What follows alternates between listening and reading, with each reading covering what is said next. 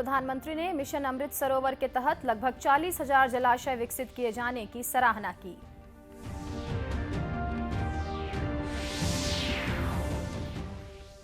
Stand up India योजना के 7 साल पूरे, महिला उद्यमियों को 40,600 करोड़ रुपए से अधिक के ऋण मंजूर किए गए।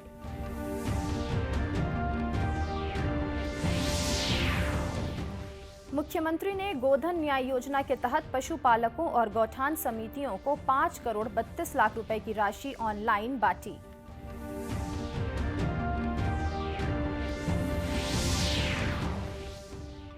और राष्ट्रीय बागवानी मिशन की बदौलत आकांक्षी जिले कोरबा में किसानों की बढ़ रही है आमदनी।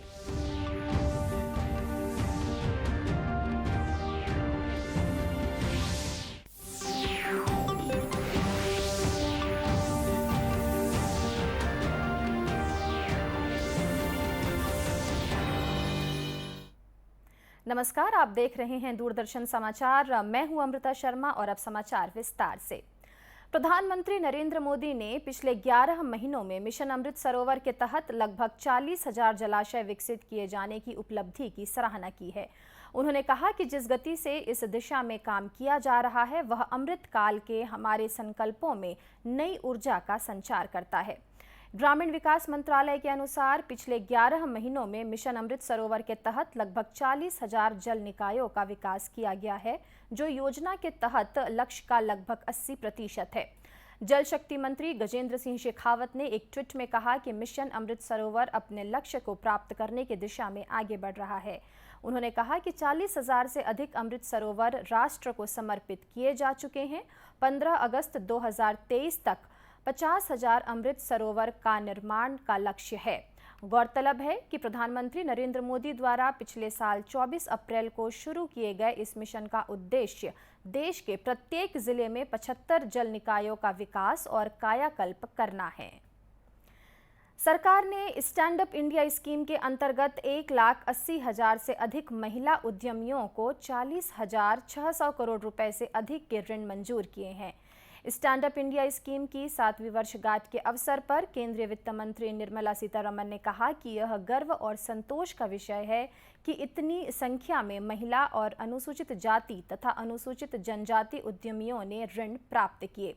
स्टैंड अप इंडिया स्कीम 5 अप्रैल 2016 को शुरू की गई थी। इसका लक्ष्य महिलाओं, अनुसूचित जातियों और अनुसूचित जनजातियों के सदस्यों में उद्यमशीलता को प्रोत्साहित करना है। इस संबंध में पेश है एक रिपोर्ट। और कृषि से संबंधित गतिविधि के क्षेत्र में ग्रीनफील्ड उद्यमों के लिए ऋण प्रदान करता है। इस योजना के तहत अनुसूचित जाति, अनुसूचित जनजाति और महिला वर्गों के 1.80 लाख से ज्यादा उद्यमियों को सशक्त बनाया गया है। जमीनी स्तर पर उद्यमिता को बढ़ावा देने के लिए 5 अप्रैल 2016 को स्टैंड अप इंडिया योजना की शुरुआत की गई थी। स्टैंड अप इंडिया भारत सरकार का एक कार्यक्रम है जिसका आरंभ 5 अप्रैल 2016 को महिलाओं, अनुसूचित जाति और अनुसूचित जनजाति समुदायों के बीच उद्यमिता को बढ़ावा देने के लिए किया गया था। नागालैंड से स्टैंड अप इंडिया के लाभार्थी डॉक्टर म्युंगथुंगो नगुली ने बताया कि उन्हें इस योजना का कैसे लाभ मिला। उन्होंने बताया कि इस योजना से उन्होंने अपनी क्लिनिक के लिए आवश्यक सभी उपकरण, खासकर डेंटल सेटअप और लेजर सौंदर्य के लिए उपकरण खरीदे। I got benefited from this loan a lot, and with all this amount, I could able to purchase all my instruments, all the setups, all these partitions, and all these furnitures. So, like I bought some lasers, and even for dental setups, especially the lasers for facial aesthetics. So these are the things I've benefited from this scheme.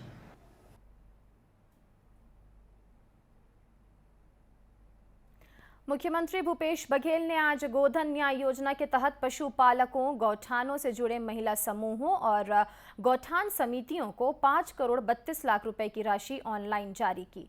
इसके अंतर्गत 16 मार्च से 31 मार्च तक खरीदे गए 1,45,000 quintal गोबर के बदले में 2 करोड़ 91 लाख रुपए का भुगतान किया गया।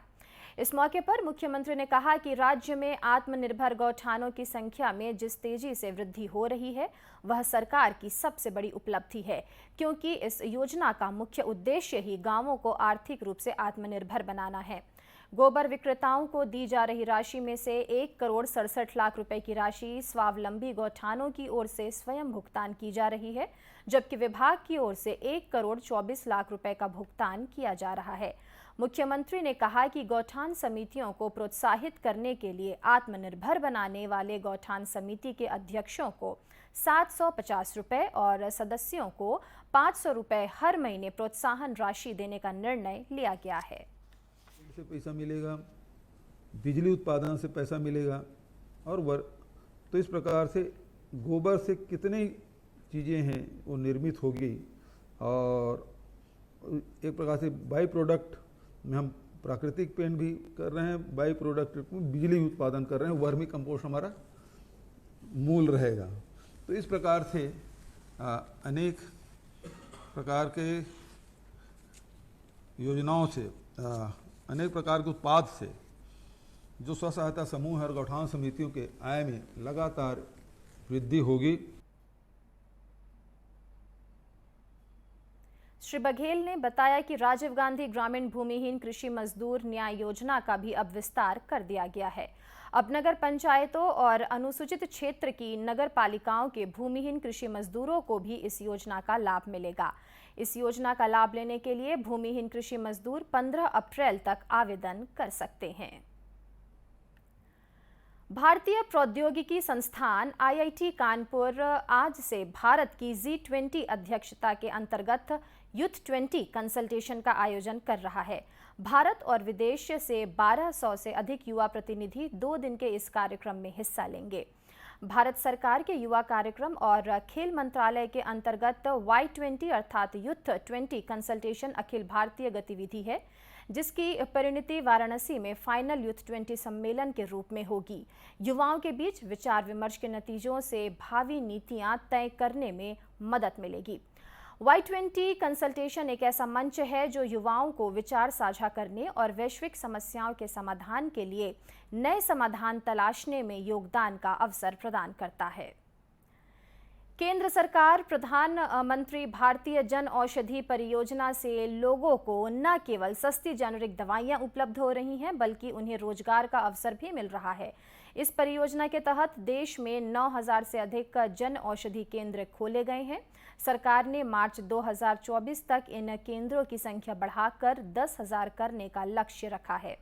छत्तीसगढ़ के दुर्ग जिले में भी इस परियोजना को लोगों का अच्छा प्रतिसाद मिल रहा है। जिले के PM जन औषधि केंद्र परियोजना के नोडल अधिकारी गौरव गुप्ता ने बताया कि सरकार द्वारा जन औषधि केंद्र खोलने के लिए आर्थिक मदद भी दी जा रही है, जिससे गांवों में भी ये केंद्र खुल रहे हैं। इससे लोगों को रोजगार भी मिल रहा है। छत्तीसगढ़ में आकांक्षी जिला है, जैसे नक्सलाइट एरिया है, जैसे सुकमा, बीजापुर, दंतेवाड़ा, इस तरह के जिले में भी सरकार स्टोर को ओपन करने के लिए 2 लाख रुपए का एक सहायता राशि प्रोवाइड कराती है, ताकि उन जिलों में भी लोगों को इस तरह की सुविधा मिल सके, लोगों को अच्छी दवाइयां सस्ती कीमत पर मिल सके। दुर्ग जिले में अभी तक 25 जन औषधि केंद्र खोले जा चुके हैं। लोग इस सुविधा के लिए केंद्र सरकार को धन्यवाद दे रहे हैं। आराम लगता है, उन दवाइयों की अपेक्षा कोई अंतर नहीं है। कोई महंगी दवाई मेरे को ज़्यादा फायदा कर दी है या कम नहीं है, ऐसा नहीं। यहाँ की दवाई भी उसी तरह फायदेमंद है, मगर बस उतना है कि ये सस्ता है, वहाँ महंगा है। और हमेशा 24 घंटा 24/7 यहाँ पे अवेलेबल है, तो उसको दिक्कत नहीं रहता है।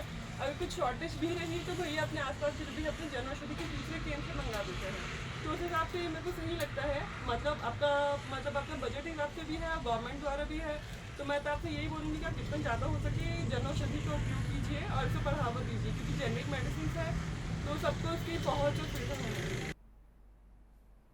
गौरतलब है कि प्रधानमंत्री भारतीय जन औषधि परियोजना के तहत सरकार द्वारा उच्च गुणवत्ता वाली जेनेरिक दवाइयों के दाम बाजार मूल्य से कम किए जा रहे हैं। आदिवासी बाहुल्य आकांक्षी जिला कोरबा में राष्ट्रीय बागवानी मिशन किसानों के लिए वरदान साबित हो रहा है। केंद्र सरकार के इस मिशन से किसानों की आमदनी में भी इजाफा हुआ है। कोरकोमा पंचायत के किसान मेलाराम केसरवानी कहते हैं कि वे पहले एक छोटी सी जगह में सब्जी की खेती किया करते थे। उसके बाद उद्यानिकी विभाग ने उन्हें सब्सिडी दी और अब वे करीब 5 एकड़ जमीन में साल भर सब्जी उगा लेते हैं। सब्जी की खेती से अब उन्हें मुनाफा होने लगा है।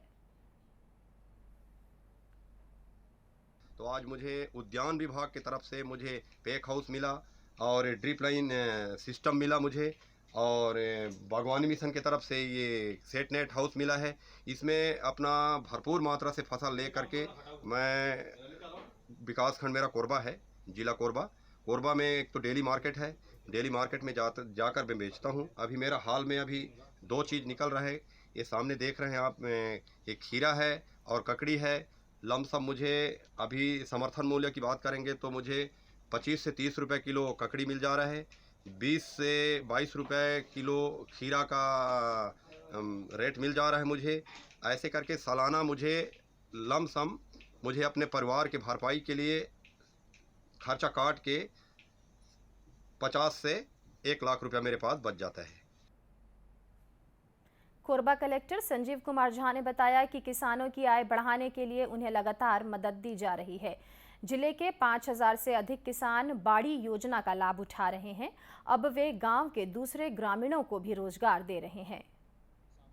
प्रोत्साहित करके उनको हॉर्टिकल्चर मिशन से ड्रिप मल्चिंग सीट ये प्रोवाइड करवा के टेक्निकल गाइडेंस दे करके अभी पूरे ज़िले में 5000 से ज़्यादा किसान ऐसे हैं जो कि व्यवस्थित रूप से, व्यावसायिक रूप से सब्जी भाजी इसकी खेती कर रहे हैं और उसको बाज़ार में पहुंचा करके अपनी आजीविका में वृद्धि कर रहे हैं। और लगातार उनको हर दिन कुछ न कुछ इससे आय प्राप्त हो रही है। और इसको देख करके जो संख्या है धीरे धीरे बढ़ती जा रही है। बहुत सारे गांव हैं, कुछ गांव ऐसे हैं जो कि ऑलरेडी सक्सेस स्टोरी बने हुए हैं। जैसे कोरकुमा का गांव है हमारा, इसमें किसान सब्जी की बहुत बड़े बृहद पैमाने पर पैदावार करके उसको बाजार में पहुंचा रहे हैं। गौरतलब है कि केंद्र सरकार के राष्ट्रीय बागवानी मिशन के तहत आकांक्षी जिला कोरबा में किसानों को सब्सिडी दर पर उन्नत तकनीक उपलब्ध कराई जा रही है। साथ ही उन्हें वैज्ञानिक पद्धति से खेती का तरीका भी सिखाया जा रहा है। और अब कुछ खबरें जिलों से।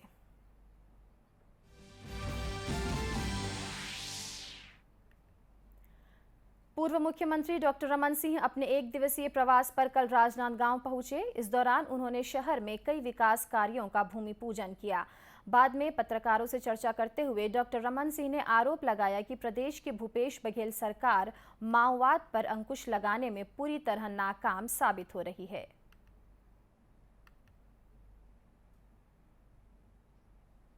भिलाई में आज जय हनुमान सेवा वाहिनी के द्वारा हनुमान जयंती हर्षोल्लास के साथ मनाई गई। विधायक देवेंद्र यादव ने हनुमान भगवान की पूजा अर्चना कर प्रदेश की जनता की खुशहाली की कामना की।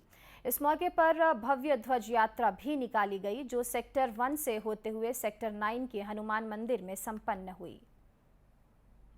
कोंडागांव जिले के हर ब्लॉक में बेरोजगारी भत्ता आवेदनों के सत्यापन के लिए विशेष केंद्र बनाए गए हैं।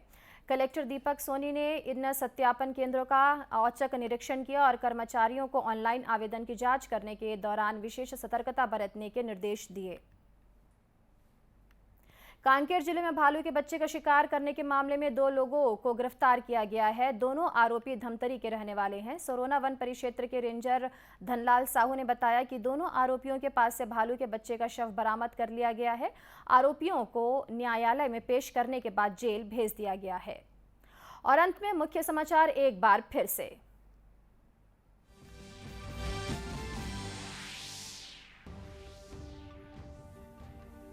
प्रधानमंत्री ने मिशन अमृत सरोवर के तहत लगभग 40,000 जलाशय विकसित किए जाने की सराहना की।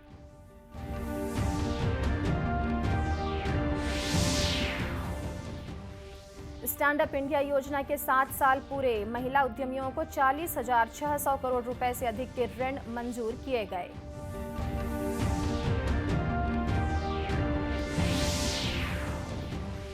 मुख्यमंत्री ने गोधन न्याय योजना के तहत पशुपालकों और गौठान समितियों को 5 करोड़ 32 लाख रुपए की राशि ऑनलाइन वितरित की।